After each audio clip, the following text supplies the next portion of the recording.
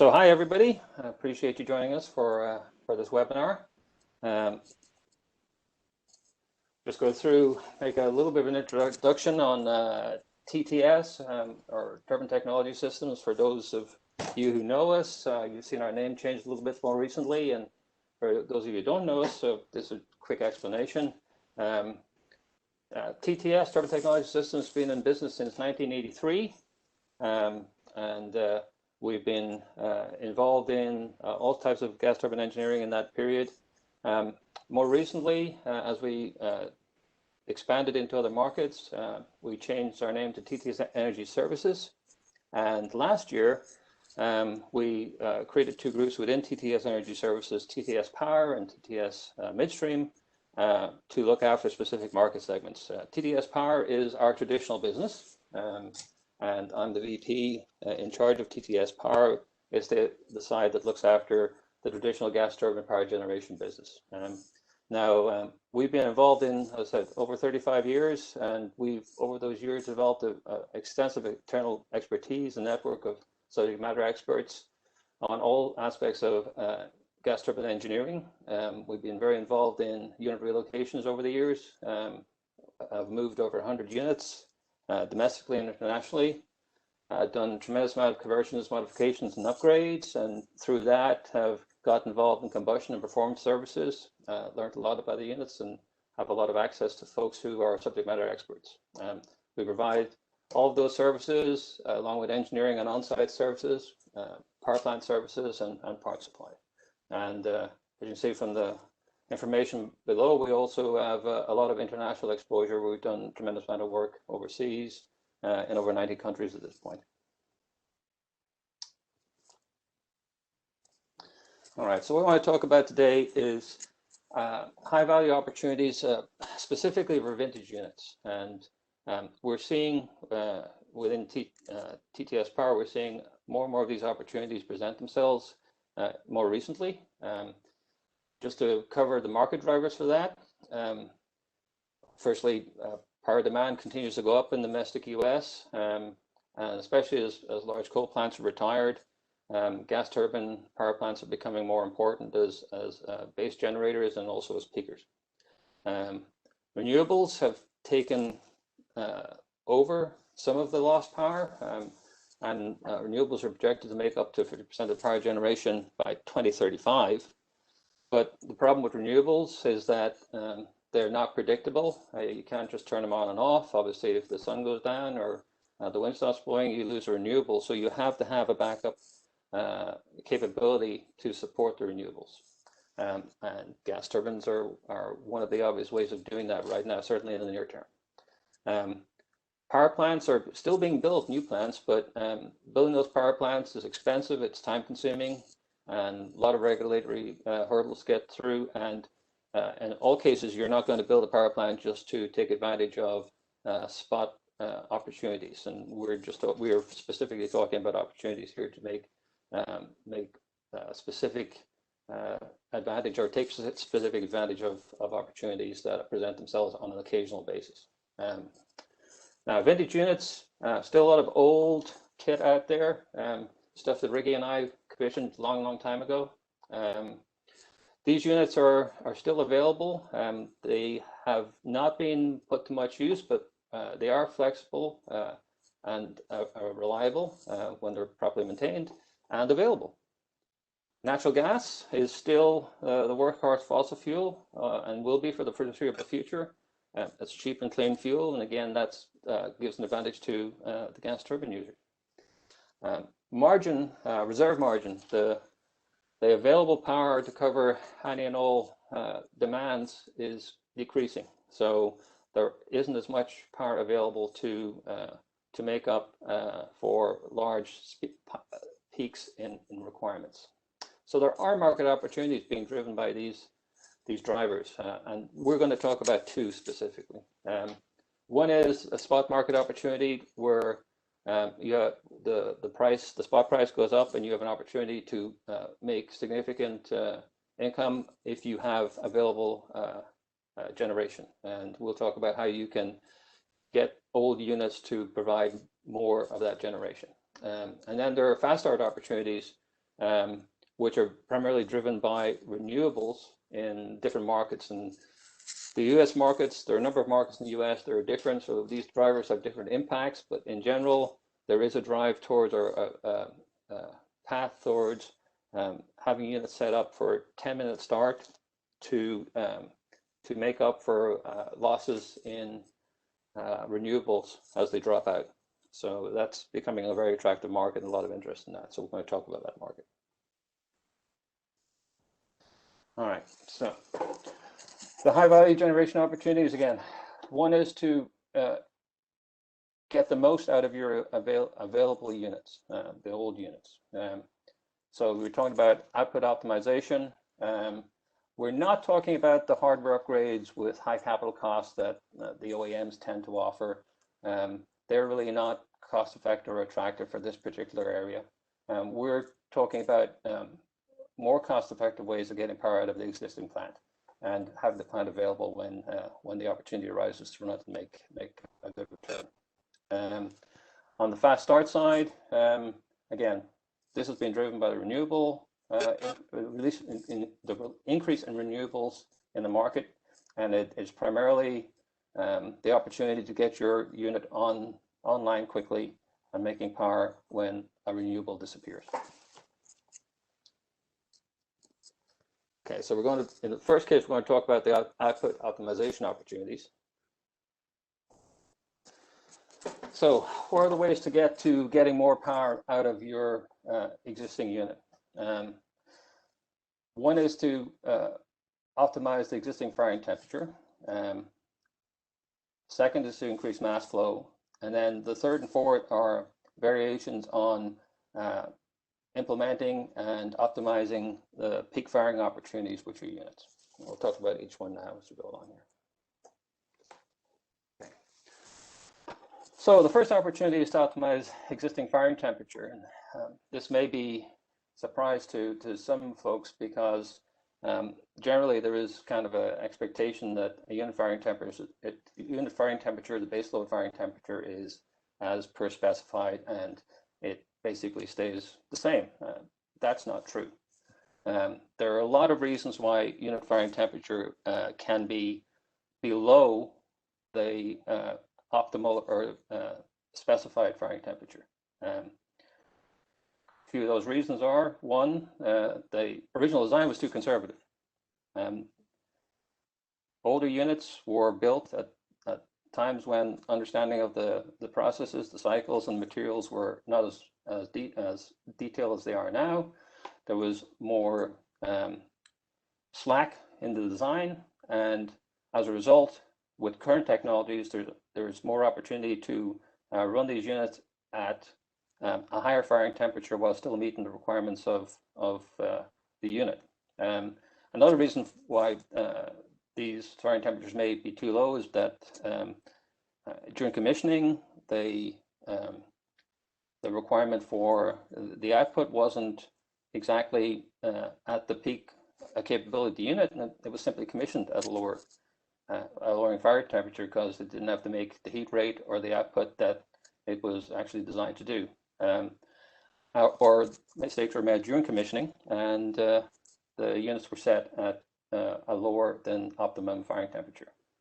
Another reason for firing temperature to be below where it should be is changes in unit mass flow. Now that's typically associated generally with injection systems, wet injection systems of one sort or another, where you're putting fluids into the unit to get more out of the unit. When that happens, the dry firing temperature is suppressed, and you actually are losing, if you do not adjust for that, you're not going to be operating at the optimum firing temperature when the units are being injected. Changes in unit components are also another reason why the firing temperature may not be where it should be. As you upgrade your components or put higher capability components, especially in the hot gas path, you should look at adjusting your firing temperature. That doesn't always happen. Fuel changes will drive your firing temperature, either changes in the composition of your existing fuel, especially the gas fuels, or if you're adding a fuel, then a firing temperature associated with that fuel should be implemented. And again, that's not always the case. Unit configuration changes, stuff like putting on SCRs, increasing back pressures, changing inlets, exhausts. Anytime that happens, again, there's an opportunity to underfire the unit, and again, an opportunity to gain that back. And finally, there's on DLN units, as tuning is undertaken, especially when the units are getting a little bit older and the components are wearing out, in order to meet your NOx requirements, it may be necessary to derate the unit or adjust the temperature control curve. When these units are overhauled, you really should get back to the original firing temperature. So you need to go through an exercise, or should go through an exercise, or have an opportunity to go through an exercise to optimize your firing temperature again. So we've been involved in a lot of these applications where we've used thermodynamic modeling on the unit to optimize firing temperatures. And this is one way to gain significant megawatts, essentially with only control setting changes, because ultimately what you end up doing is moving the temperature control line based on the outcome of your analysis. And we had a number of projects here. I've taken one or two of them, put them up. This table was for a unit where it was a 7F8.03 2-on-1 combined cycle unit. Unit A and Unit B, we checked the firing temperature in both. As you can see, they were both slightly different, and in the end, both slightly underfired, so we were able to gain back some megawatts on just checking out the firing temperature and adjusting it properly to get back to its design point. In this case, we got, in conjunction with IGV modification, we got about 5 megawatts out of each unit. We obviously missed the table on the second one, but it was also about 5 megawatts. Right. Now, the more common way that most people recognize to increase mass flow to improve output is by increasing mass flow. Increasing mass flow is basically important for gas turbines because their output is a function of the mass flow through the compressor. Where most people see this is on their units as the air temperature goes down, the air gets denser, and at any given base load, you actually get more out of the unit as the temperature goes down. Now, there are a number of ways of basically cheating on that or adding mass flow at higher temperatures in order to get the same effect. Common ones most people will be familiar with are inlet fogging, inlet cooling. That's basically evaporative coolers, which are relatively crude, and actual refrigeration systems, which can be used in a number of different applications, especially where it's tough to get water. Wet compression, which is basically a technology where you put additional water directly into the inlet of the unit. Water and steam injection, where you put additional water or steam into the compressor discharge. Air injection, which is a newer technology where you put additional air into the compressor discharge as well. And they're all mass flow, actual real mass flow, incremental type technologies. The IGV adjustments are a little bit different in that what you're doing with IGVs, particularly on the GE 7EA and 7FAs, is you're optimizing the opening at the compressor inlet to allow more air in. So it's a slightly different approach. Now, the cost benefit varies with ambient conditions, and obviously one of the obvious cases of this, or examples of this, is for water. If you're in Arizona or if you're in Saudi Arabia, the cost of getting water to the unit is a lot more prohibitive than if you're in one of the coastal states. In addition, inlet fogging is not so effective in areas where there's high humidity in the summer. So cost benefit really is calculated on a site-by-site basis, subject to what's already there. If there's another plant there, a steam plant or something where the water is available and there's lower capital cost, all of these factor into how you figure out if this makes sense for you and what you're getting out of the unit. And then, as I mentioned previously, in addition to increasing mass flow, there is an opportunity on units to optimize the firing temperature while the system is running. So in many cases, users have installed fogging systems or wet compression systems, steam injection, water injection systems, and have not taken the additional step to put in a bias curve while the unit is running that system. And that can gain you additional output. And there's a table in one of the next slides where we'll show what that does for you.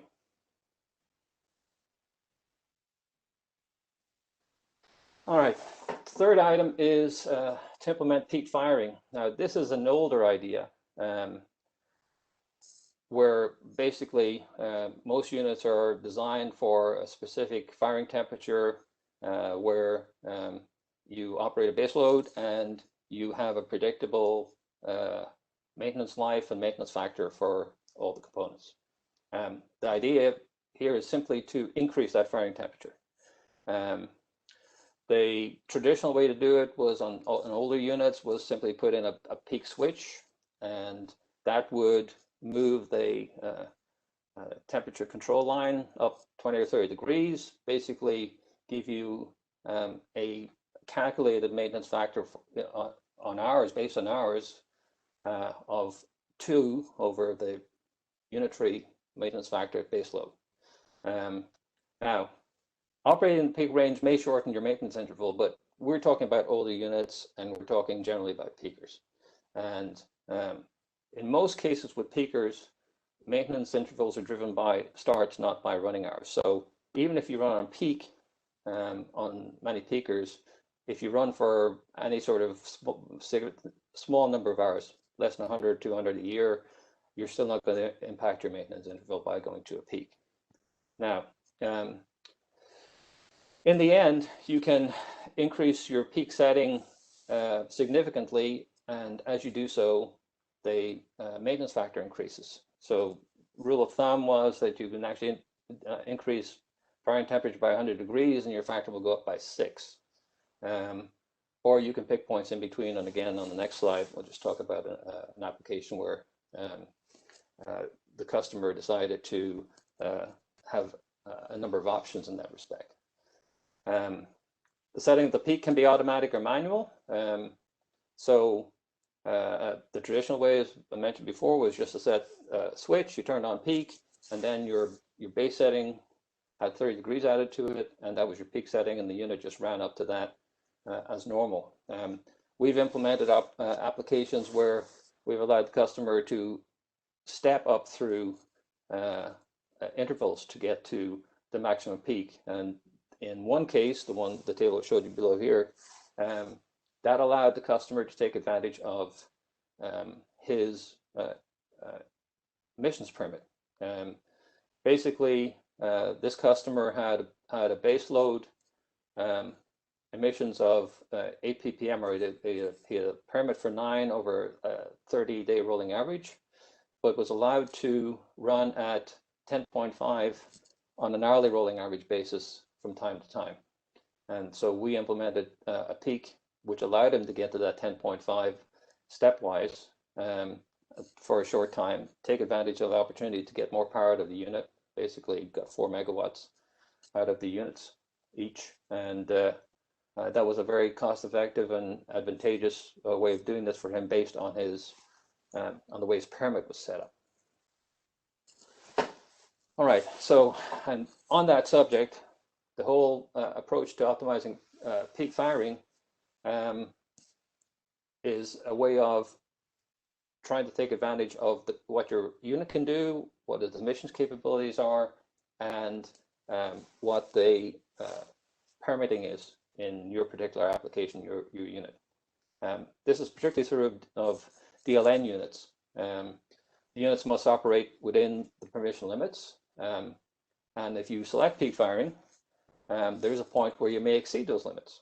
So there are opportunities to work around or through your limitations to get the most out of the unit. Now, we had one particular site or one particular customer who looked at this very carefully, and he saw an opportunity where he had units on a combined cycle units with an SCR. These were 70A units DLN1, and they had put wet compression in.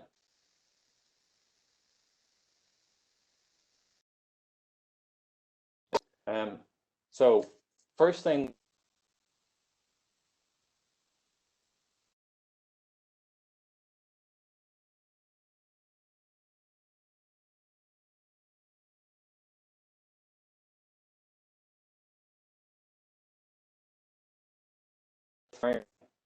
temperature to a 29.3 Fahrenheit temperature, and that increased the maintenance factor to 2. And then we again added to that, and it had a high peak, which provided a maintenance factor of 3 at 21.15. And we had output increases according to the tables there. Sorry, we added the peak without the wet compression, excuse me. So we added low peak and high peak without wet compression. We then took the wet compression system and added a firing bias to it for both of the peak applications. So we had a wet firing bias at base load on and off, and a peak load on and off. So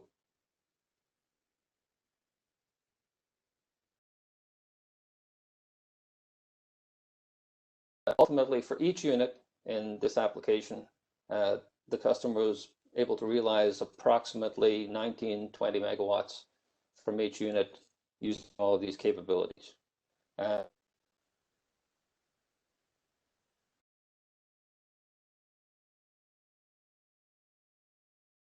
allowed them to compensate for the additional NOx created by the higher firing temperatures. So basically, this site picked up approximately 80 megawatts, essentially by making control system changes.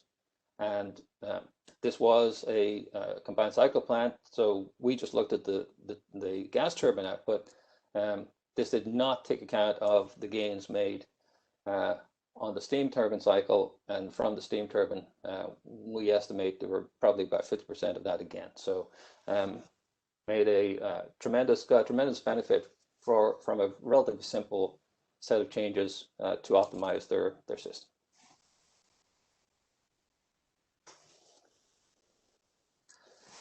Okay, fast start. Again, fast start.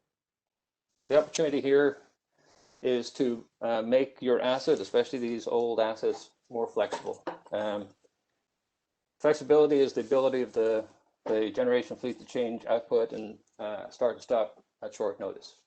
Traditionally, spinning reserve, the non-spinning reserve, the units that were sitting waiting to get online, were generally responsive within 30 minutes. That's not really useful to cover for variations in the renewable grid at the moment. So the different governing entities of the grids are looking for providers who can get their units up within 10 minutes. So basically 0 to full load in 10 minutes, and there's a premium available for this 10-minute start in many markets now. Not all, but we're seeing it in more and more markets. So just to get an idea of startup times and loading rates, this is for more traditional older vintage units. I guess the important thing not to dwell on this table is that there's only a few of these units in DLN and non-DLN configurations that can make that 10-minute requirement currently in their fast load, their traditional fast load mode. The others, you have to do something additional to get them to start in the time that would meet a commitment to a 10-minute full load start. Okay, so how do you get to 10 minutes? There are different strategies for different units, but the strategy gives you the biggest time reduction is common to most units. and we'll talk about that. That is to eliminate purge, take out whatever purge cycle you have in the startup of your unit. And that is done by implementing changes to comply with NFPA 85, which we'll talk about. You can also load the unit more quickly, which again will give you improved time. And then there are smaller and smaller things you can do with decreasing effectiveness and shortening your time. You can eliminate warm-up delays, and then you can ensure start reliability, because obviously if you can't get the unit started when you need to get it started, that is not going to be useful for you in the application. There are some additional options which we're not going to talk about because of their relatively small impacts. You can increase acceleration rate. You can do fast sinks.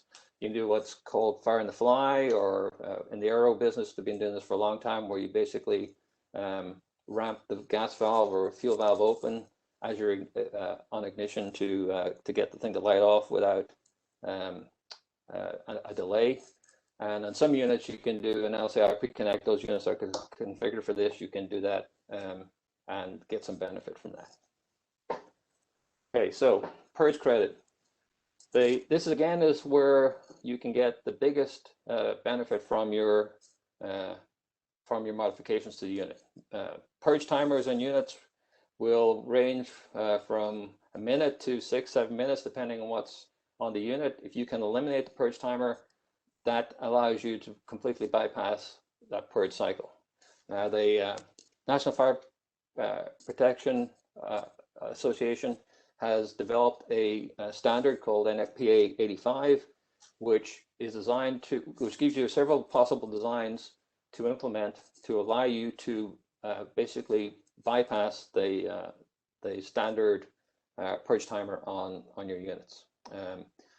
They provide a couple of different designs on the gas side. I've just shown the gas side. And basically the idea here is to confirm and verify that when you shut the unit down, it is not possible for gas fuel to get into the unit. One configuration is simply to put in 3 stop valves, 2 vents, and pressure transmitters, and to monitor these pressure transmitters with the vents open to identify if any gas is leaking through. Or if a vent fails. The downside of this particular configuration is that it's generally only good for 8 days before you have to start the unit and purge again and reestablish the purge. Our preferred approach is where you actually use air or inert gas to pressurize the second cavity, and you measure the delta P across the middle stop valve and basically assure that pressurized downstream side is maintained under all conditions. This allows you for an unlimited credit. There's a very similar configuration for liquid fuel, and there are actually 3 options on the liquid fuel side. So once you implement that, you get rid of your purge time. Sorry. All right, so other things you can do, you can increase your loading rate. This is something that you have to look at for each individual unit, but there are opportunities to do that. On DLN units, there's also an approach where you would load the unit and extend it lean all the way up to base load, and then do a fast transfer to premix at the base load, and that dramatically speeds up your loading rate on the DLN units. You can also eliminate warm-up delays. Starting means warm-up, and if there was a turbine warm-up cycle, you basically eliminate that. The lean approach and the turbine warm-up will increase your maintenance cycle or your maintenance factor a little bit, but in many cases it's worth it to get the unit up and online when you need it. And here's an example just to give you a look at, this was actually a Purge Credit implementation we did last week on frame 5. Basically looking at the speed, you can see from start all the way up, there's no drop in speed here for purge. It basically carries on up immediately, gets straight online and loads, and this period is actually less than 10 minutes. So you can achieve it really with fast eliminating the purge and then fast loads. And then after that, you can look at the other elements to see if you need to do them just to get to the 10-minute number you're aiming for. And then finally, there's the issue of ensuring start reliability, especially in vintage units. And this is a subject that a lot of people, I guess, look at. They have their units out there. They may or may have not been well maintained. And the question is, what should I do with my unit to improve its starting reliability so I can take advantage if I put in a purge credit system, that I can take advantage of that purge credit system and be sure that my unit will start. Obviously, every unit has different maintenance histories and different issues, but there are basically a number of different ways to improve reliability, and we'll run down through these in the order of like biggest bang for your buck, essentially. The first is to do on-base devices and rationalizations. I think that's may come as a surprise to folks who are familiar with our business, where we do a lot of upgrades at customer request, but in many cases, the control system is not the main driver for your unreliable startups. It's on-base devices. So you should look at them first as far as a way of getting your unit more reliable. You can do rewires, again, like the devices. As the units get older, wiring and cabling tends to give you more problems in terms of reliability, while your older control system may still be serviceable for a number of years. There are then opportunities to get rid of hydraulic and pneumatic systems, obviously control system upgrades, excitation system upgrades, and then additional system upgrades. So I'll touch on these real quick as we go through. About 5 minutes left here, so go through them. On-base device upgrades. Basically replacing critical switches, transmitters, and sensors which are failing or unreliable is a very quick and inexpensive way of eliminating some of your major trips. I guess the photo on the right here is from a PS&G panel on the Westinghouse unit, and you can see all the opportunity you have in those old systems for trips with the Mercoid switches and everything, which are obviously obsolete and hard to maintain. Just replacing these particular switches can dramatically improve your reliability. In addition, adding redundant switches or transmitters for single point trips will also improve your starting reliability. And thirdly, if you upgrade critical sensors, your flame detectors, exhaust thermocouples, speed pickups, overspeed device, those systems tend, again, on the antiquated systems, tend to be unreliable and old technology, and the new technology gives you a much better opportunity to have a significant positive impact. So improving or upgrading your on-base sensors and transmitters, that's basically low-hanging fruit. It's a very simple, effective upgrade. Get rid of your single point failures. You can improve available information. Obviously, if you put transmitters on, you get more information back, resulting in improved reliability, availability, and reduced maintenance. So the drivers for this, why would you do this, or when does it make sense to do this? If devices are obsolete, if you're obviously having decreasing reliability and increased failure in trips, that's a driver. Sensor costs are relatively low, depending on what you're doing, 5 to 35K. Switches are easier and cheaper than transmitters. Excuse me. But where one of these drivers is present, the benefit is high relative to the cost. But you generally don't consider it, obviously, if there's not a driver in place. Okay, rewiring. Again, this is very similar to the transmitter benefit. On older units, wiring tends to get frayed, damaged, old, brittle. Replacing all the on-base wiring and home running the wiring to the control system is a typical upgrade. You can also run external conduit for extended exhaust thermocouples, repair and replace internal conduit, and in many cases you can add the generator cabling as well to improve the overall result.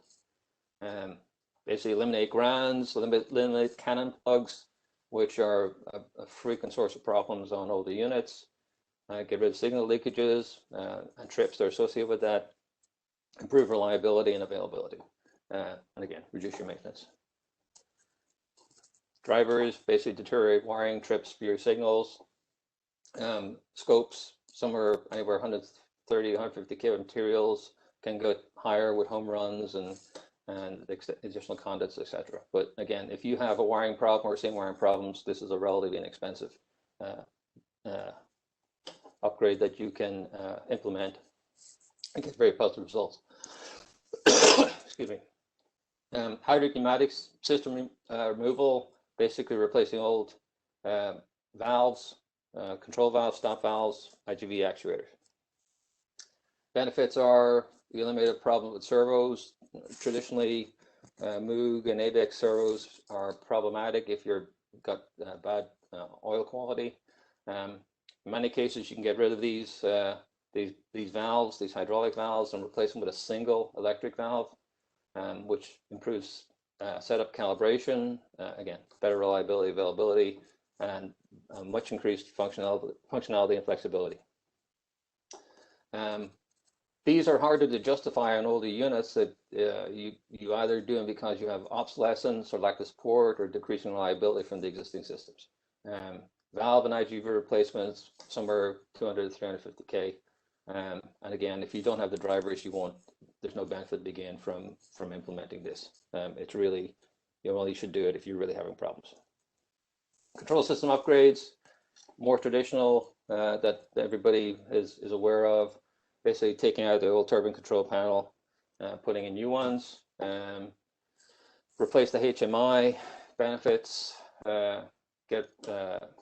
resolve obsolescence and aging issues, better availability, reliability, greatly improved functionality, and again, reduce your maintenance costs. And again, all of these are leading towards getting you to more reliable starts. Control systems should be replaced on obsolescence, or if you don't have enough support, decreasing reliability, mystery trips, start failures attributable to the actual control system. Scopes, depending on what you're doing, install 300, 400K, but obviously as you increase scope requirements, that can increase dramatically. On vintage units, especially peakers, TMR systems, triple modular redundant systems are awarded. They don't give you the benefit for cost. But without one or more cost driver here, there's not much benefit gained. But if you have a driver, then yes, there is good payback on this.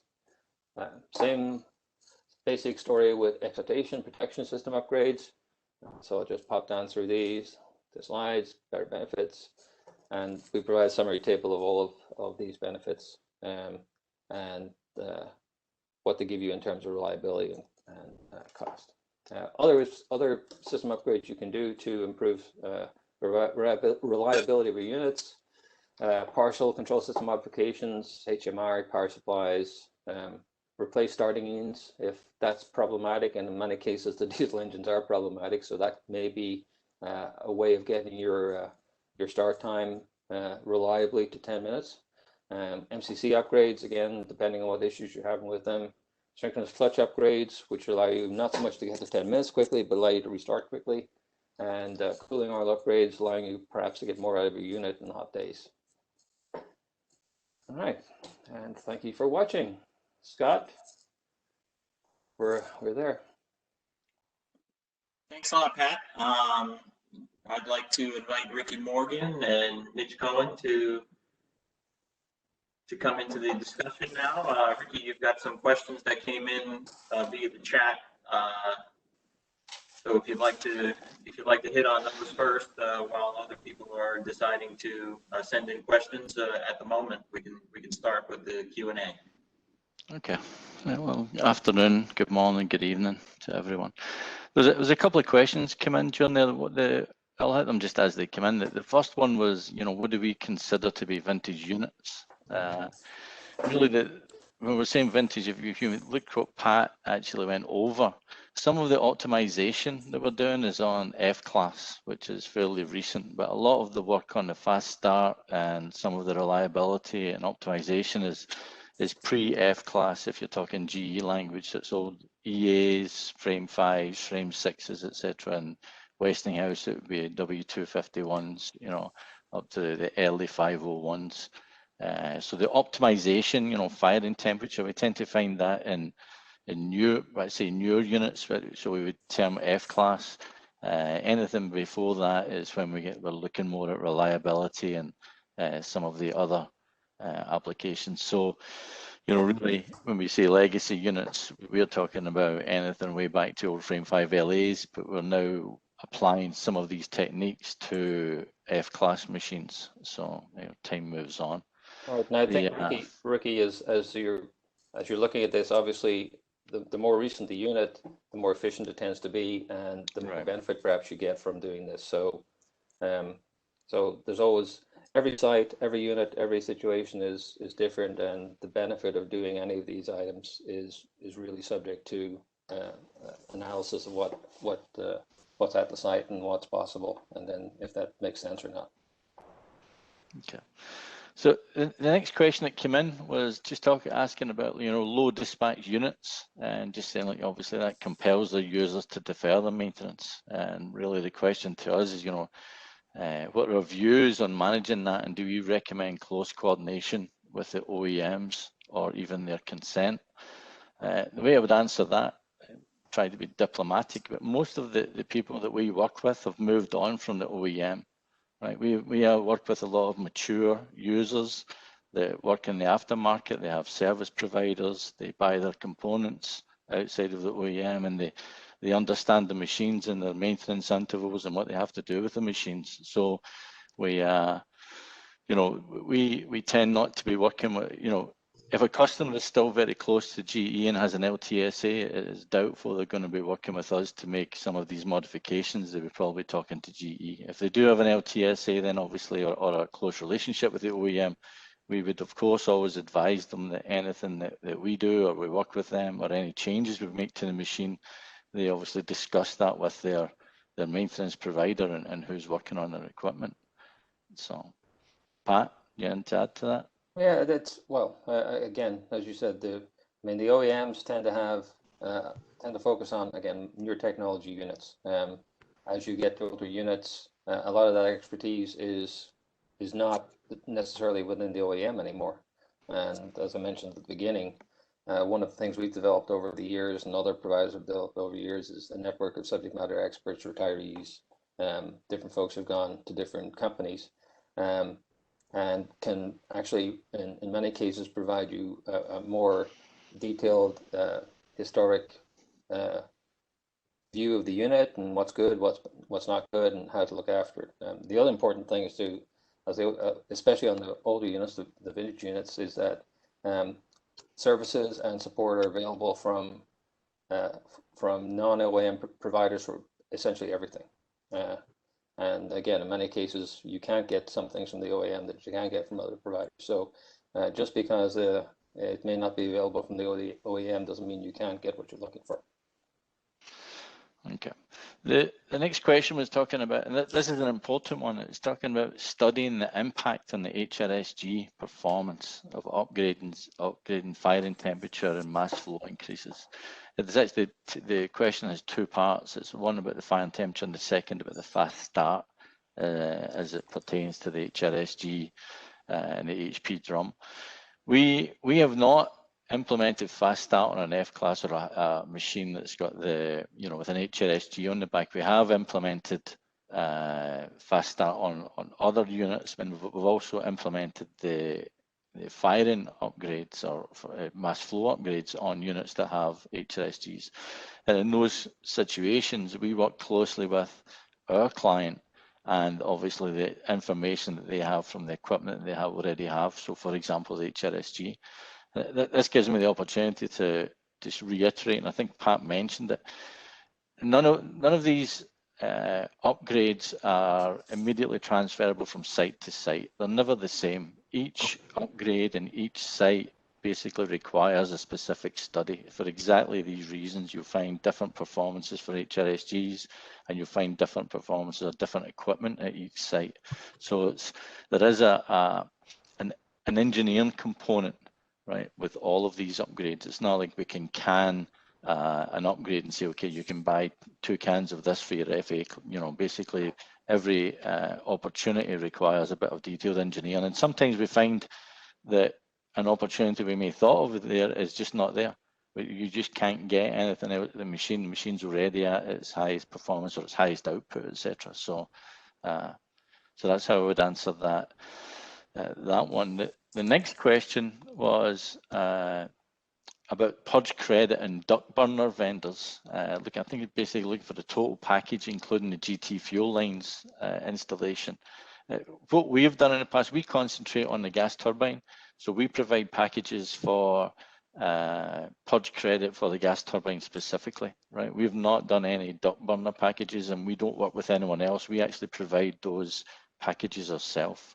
So in the event that we, all the fast starts that we've done so far, none of them have had duct burners. In the event we were doing a fast start with one that had duct burners, then we would look at providing that that equipment ourselves. The next question is any products to flatten GT output as ambient temperature climbs up, right? So I think what someone's looking for there is there any way for us to optimize the output or maintain the output as the ambient increases? And you know, the short answer to that is probably no. It's like, you know, if you've already optimized the machine and you already have all the other, you've got all the other mass flow, you've optimized your IGVs, you've optimized mass flow, you've water injection or whatever, you've optimized firing temperature, you've got the machine running where it is. At the end of the day, the braking cycle takes over, right? At the end of the day, you know, ambient conditions, mass flow will take over, and there's very little you can do about ambient if everything else has already been optimized. And maybe by the way, stop me if I'm going too fast. It's just I'm aware that everyone has got, we're time limited and everyone wants to be off just before the hour. So I'm going through these pretty quickly. The next one is asking about retraining for plant staff, you know, when you do upgrades to the control systems and any other changes, you know, and obviously when we make changes and we put in control systems, we provide training. There are other vendors who also provide training.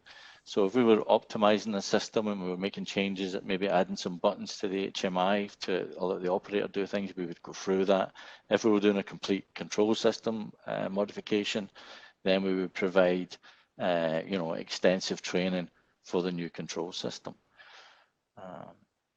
The next one is what information should a user compile for preliminary discussion type of upgrade?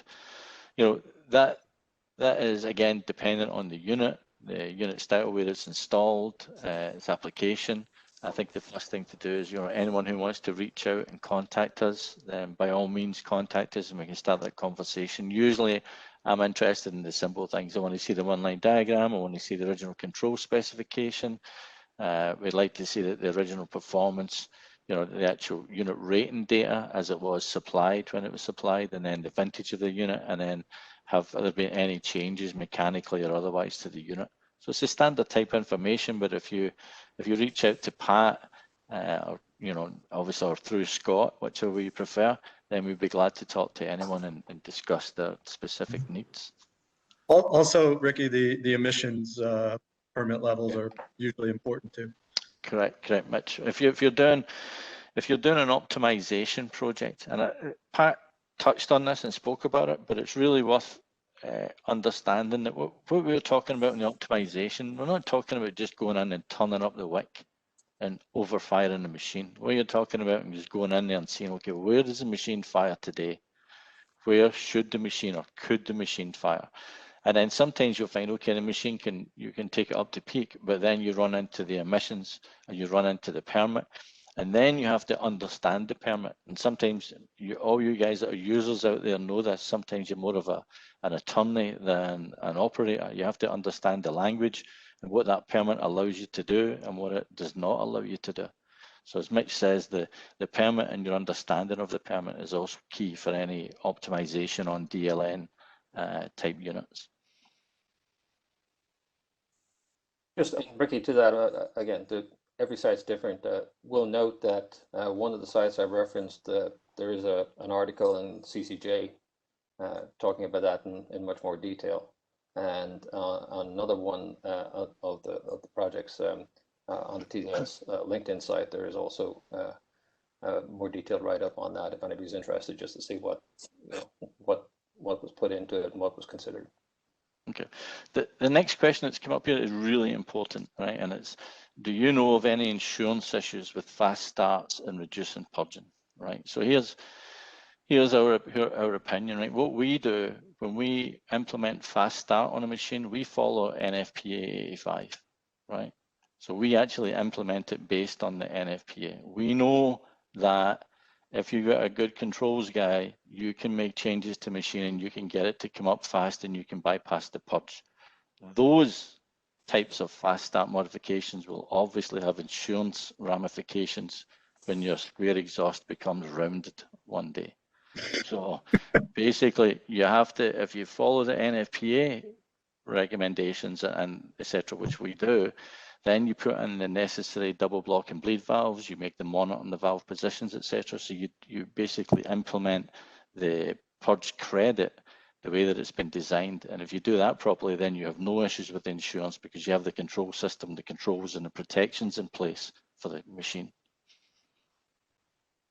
Yeah, one important thing as well, Ricky, maybe that folks might not realize is on the NFPA and Purge Credit, even if you're starting, if you have a dual fuel unit, even if you're starting on gas fuel, you also have to assure that your liquid fuel is compliant, because you don't want the possibility of fuel entering by any right.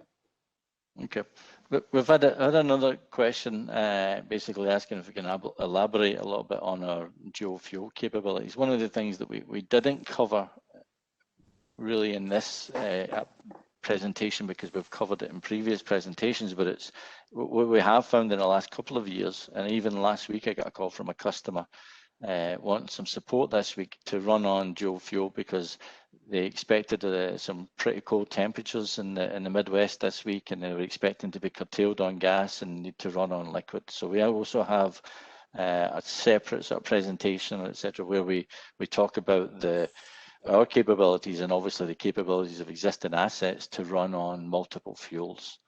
So that's a pretty important one.